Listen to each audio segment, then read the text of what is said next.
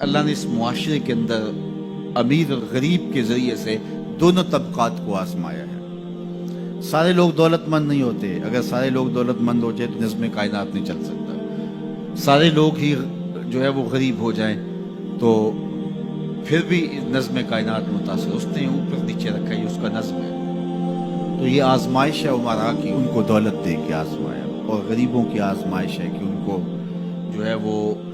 نیچے رکھ کر کے مالی آسودگیاں وہ نہیں دی جو عمرا کو دی، اور وہ اپنی آنکھوں کے سامنے وہ آسودگیاں دیکھتے ہیں، لیکن جب وہ صبر کرتے ہیں اللہ کی رضا کے لیے تو ان کا صلہ رکھا گیا۔ اگر وہ بے صبری کا مظاہرہ کریں گے تو کل پھر بھی کچھ نہیں سکتے، لیکن پھر اجر نہیں ہے، لیکن اگر وہ صبر کر لیتے ہیں کہ یہ اللہ کی تقسیم ہے کہ ان کو زیادہ دیا۔ عمومی طور پہ یہ ہوتا ہے کہ جن کے پاس زیادہ نہیں ہے وہ زیادہ دیے گئے لوگوں کے ساتھ حسد میں مبتلا ہو کر کے اپنی زندگی کو خام خواہ کی اذیت میں مبتلا کر لیتے ہیں۔ ایک مالی کمی اور جو ہے وہ ایک ضعف ان کے پاس موجود ہے، اور دوسری یہ بیماری اپنے ساتھ خود جوڑ لیتے ہیں، تو گویا وہ دو آتشہ تکلیف ہو جاتی ہے۔ تو وہ ایک مالی ضعف میں مبتلا ہیں اور آسودگی میسر نہیں ہے، اور ضروریات بہت ساری ہیں اور ان کو پورا کرنے کے لیے وسائل خاطر خواہ نہیں ہے، اور دوسرا ان لوگوں سے وہ آتش حسد میں جلنے لگے جن کو اللہ تعالیٰ نے نوازا ہوا ہے،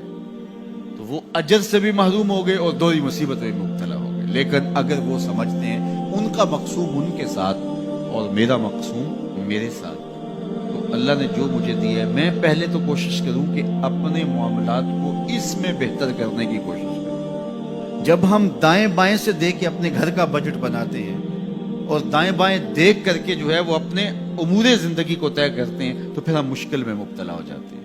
اور یہ کرنے والا کوئی شخص بھی چاہے وہ کروڑ پتی ہو وہ سوکھا نہیں رہ سکتا، کیونکہ وہ اپنے آگے لوگوں کو دیکھے گا۔ 5 مرلے کا ایک مکان ہے کسی شخص کا اور وہ اس کو آسودہ سمجھتا ہے، لیکن اگر وہ اپنے رشتہ داروں، عزیزوں، اپنے دوستوں کو دیکھے کہ وہ 2 کنال کے بنگلے میں رہ رہے ہیں تو وہ 5 مرلے کا مکان سکڑنے لگے گا، اس کو تنگ لگے گا، اس کے اندر اس کی سانس گھٹنے لگے گی۔ لیکن اگر وہ دیکھے کہ میرا فلاں رشتہ دار 3 مرلے کے گھر میں رہتا ہے وہ بھی کرائے کا ہے، تو اس کو وہ گھر ہی محل دکھائی دینے لگے گا۔ اس لیے میرے حضور نے فرمایا کہ اپنے اوپر دیکھو گے تو اوکھے ہو جاؤ گے۔ انظروا الی من هو اسفل منکم، فرمایا اپنے نیچے دیکھو، نیچے دیکھو گے تو زندگی سوکھی ہوگی، اوپر دیکھو گے تو زندگی اوکھی ہو جائے گی۔ اس لیے تمہیں جو دیا گیا اس پر مطمئن رہنے کی کوشش کرو، اس سے اجر بھی ملے گا، اور پھر اپنی چادر کو دیکھ کے ٹانگیں پھیلاؤ گے تو آسودہ رہو گے۔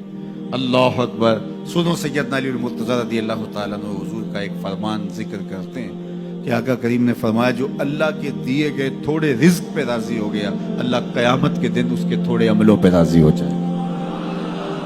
کتنا اچھا سودا ہے، جو اللہ کے دیے گئے تھوڑے رزق پہ راضی ہو گیا اللہ اس کے تھوڑے عملوں پہ راضی ہو جائے گا۔ میرے بندے تو بندہ ہو کے راضی ہے، تجھے ضرورت تھی پھر بھی راضی ہے، تیرے بچوں کو دوا چاہیے تھی، تجھے اچھا گھر چاہیے تھا، سر ڈھانپنے کے لیے چھت چاہیے تھا، تو پھر بھی راضی ہے، کوئی بات نہیں، اللہ نے مجھے جس حال میں رکھا میں واہ خوش ہوں اس حال میں، تو بندہ ہو کے راضی ہے، تجھے ضرورت تھی پھر بھی راضی ہے، میں تو رب ہوں اور مجھے ضرورت بھی نہیں ہے تو میں بھی تیرے اوپر راضی ہوں۔ تو اللہ پر راضی ہونے کا جو فن سیکھ جاتے ہیں وہ زندگی گزارنے کا فن سیکھ، خام خواہ اپنے آپ کو مشقت میں ڈالنے کی بجائے جو میسر ہو اس میسر پر اللہ تعالیٰ کا شکر ادا کرنے کی عادت ڈالنے